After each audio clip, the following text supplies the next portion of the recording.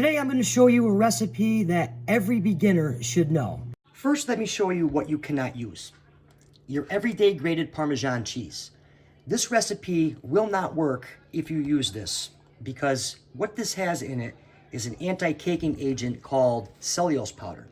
This cheese will not melt evenly because it has the cellulose powder in it. So what you need to use is just a simple wedge of Parmesan cheese. So what we're gonna do is we're just gonna grate it into this bowl.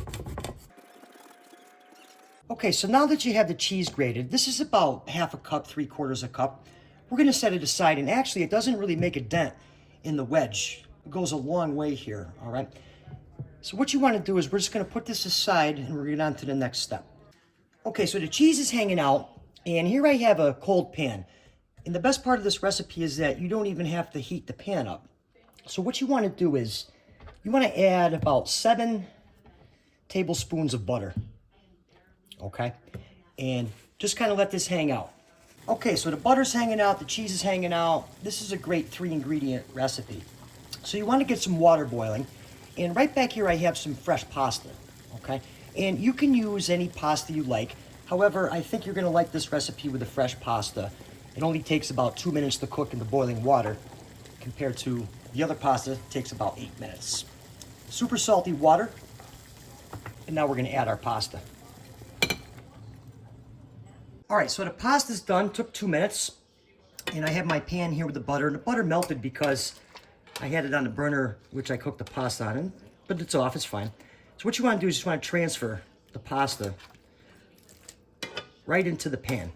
And now our Parmesan cheese. And let's just start giving this a mix. And you're gonna see how this is all gonna come together.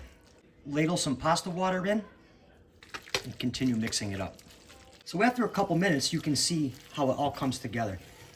And just look how creamy this is. Absolutely amazing. So now we can just transfer it into our bowl here. And then I like a little fresh black pepper. I mean, look how creamy this is.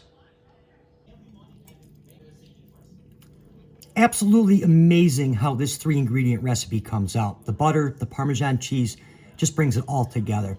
This recipe is better than any jarred Alfredo sauce you will ever buy.